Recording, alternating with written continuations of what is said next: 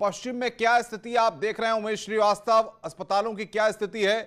क्या यही स्थितियां बाकी जगह भी आप देख पा रहे हैं?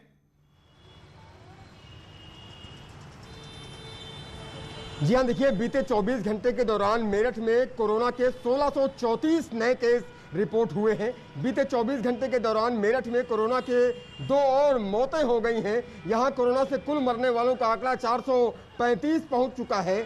और इसी संकट को देखते हुए प्रधानमंत्री नरेंद्र मोदी आज राज्यों के मुख्यमंत्रियों के साथ वर्चुअल बैठक करने वाले हैं। इस बैठक का क्या नतीजा निकलता है, क्या निर्देश देते हैं, ये देखना बेहद महत्वपूर्ण होगा। साथ ही साथ प्रधानमंत्री नरेंद्र मोदी आज ऑक्सीजन निर्माता कंपनियों से भी बात करेंगे। बिल्कुल बिल्कुल उमेश, मैं आऊंगा आपके पास। श्याम हमारे साथ बने हुए हैं। श्याम, बताइए कानपुर का क्या अपडेट है? हैलेट जैसे तमाम बड़े अस्पतालों में क्या स्थिति आप वहां पर देख रहे हैं? देखिए, कानपुर में भी ऑक्सीजन का संकट लगातार गहराता जा रहा है। एक आध टैंकर आता है, उससे आपूर्ति होती है और उसके बाद वो टैंकर खत्म हो जाता है और हालात पहले जैसे हो जाते हैं, क्योंकि ऑक्सीजन का बड़े पैमाने पर उत्पादन नहीं हो पा रहा है। इसी वजह से दिक्कत लगातार बनी हुई है और जो मरीज के तीमारदार हैं वो ऑक्सीजन के लिए एक सिलेंडर के लिए भटकते हुए नजर आ रहे हैं। वो फैक्ट्रियों के बाहर लंबी लंबी लाइनों में लगते हैं और तब उनको कहीं ऑक्सीजन मिल पाती है। आपको बता दें कि कानपुर में हेल्थ इमरजेंसी जैसे हालात हैं, क्योंकि 2 तरीके की व्यवस्थाएं हैं। एक यहाँ पर कोविड हॉस्पिटल है, दूसरे नॉन कोविड हॉस्पिटल हैं। और ऐसे समय में जबकि जाँच बहुत तेजी से होनी चाहिए थी, RT-PCR की बिल्कुल बिल्कुल श्याम, बहुत बहुत शुक्रिया आपका। उमेश आपका, उपेंद्र आपका बहुत बहुत शुक्रिया हमारे साथ जुड़ने के लिए। राजीव आपका भी बहुत बहुत शुक्रिया हमें जुड़ने के लिए और जानकारी देने के लिए।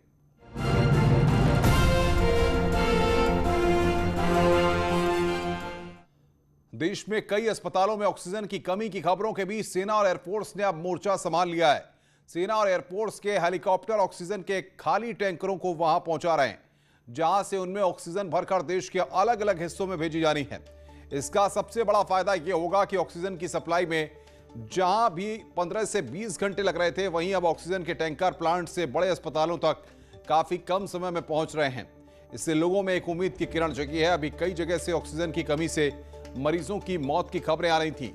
अब सेना की शानदार पहल से C-17 और IL-76 जैसे मालवाहक जहाज ऑक्सीजन के टैंकर अस्पतालों तक बहुत ही कम समय में पहुंचा रहे हैं, जिससे कम से कम ऑक्सीजन की कमी से किसी की मौत नहीं होगी। सोशल मीडिया पर भी सेना और एयरफोर्स की इस पहल की जमकर तारीफ हो रही है। और बातचीत करने के लिए अनूप हमारे संवाददाता हमारे साथ जुड़ रहे हैं। अनूप, एक कोशिश यहां पर की गई है कि जल्द से जल्द अस्पतालों तक ऑक्सीजन पहुंचाई जाए और जो रेस्पॉन्स टाइम है उसको यहां पर कम किया जाए।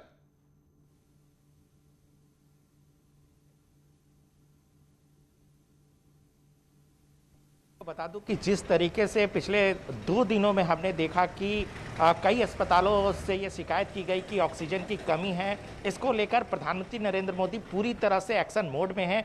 कल भी उच्च स्तरीय बैठक की थी और आज आपको बता दूं कि एयरफोर्स के 2 फाइटर जेट को लगाया गया है, फाइटर प्लेन को लगाया गया है, जो प्रोडक्शन कंपनी से सीधे उन जगहों पर ऑक्सीजन टैंकर को पहुंचा रही है जहां पर उनकी कमी देखने को मिल रही है। तो कुल मिला के कह सकते हैं कि पहले रेलवे मंत्रालय पूरी तरह से एक्टिव था। रेलवे मंत्रालय की तरफ से ट्रेनें चलाई गई थी, ऑक्सीजन एक्सप्रेस चलाया गया था, जो निर्माता कंपनियों से वो लेकर आ रहे थे और जिन जिन जगह पर उसकी कमी देखी जा रही थी उसको पूरा किया जा रहा था। क्योंकि देखिए, अभी जो सबसे बड़ी समस्या थी कि समय पर ऑक्सीजन जो है अस्पतालों को मिल सके, ये सबसे बड़ी समस्या थी।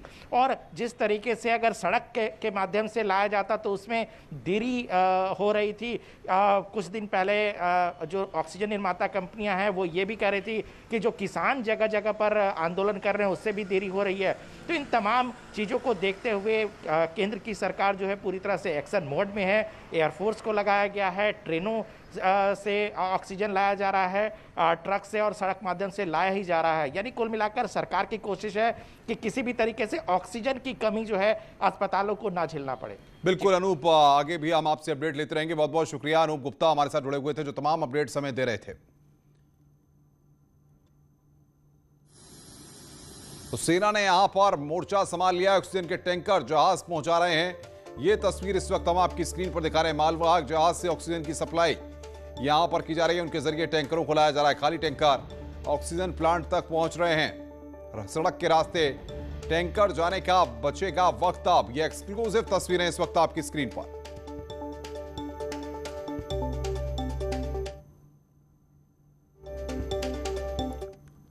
रिलायंस अपने कर्मचारियों के लिए खुद का टीकाकरण कार्यक्रम शुरू करेगी। टीकाकरण अभियान आर सुरक्षा होगा। देश में कई जगहों पर रिलायंस का टीकाकरण अभियान 1 मई से शुरू होगा।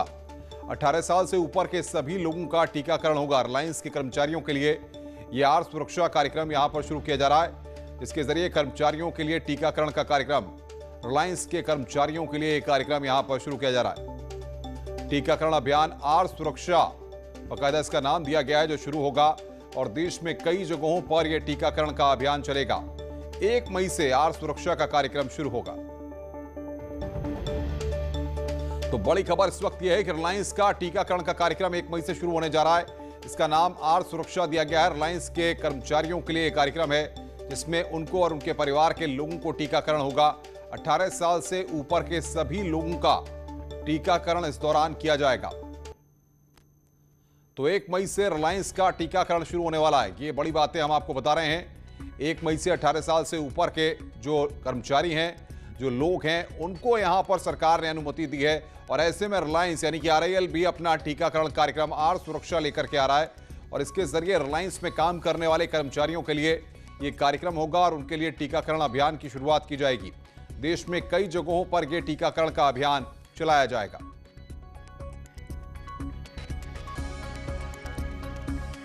एक मई से आर सुरक्षा कार्यक्रम की शुरुआत होगी। इसके जरिए जो भी कर्मचारी 18 साल से ज्यादा की उम्र के हैं, उनको वैक्सीनेशन किया जाएगा। और जिस तरीके से इससे पहले भी आपको बताएं कि रिलायंस तमाम मौकों पर अपने कर्मचारियों के साथ खड़ा रहा है और ऐसे में अब आरआईएल का टीकाकरण कार्यक्रम शुरू होने जा रहा है। रुक रहे हैं ब्रेक के लिए। ब्रेक के बाद जल्द हाजिर होते हैं।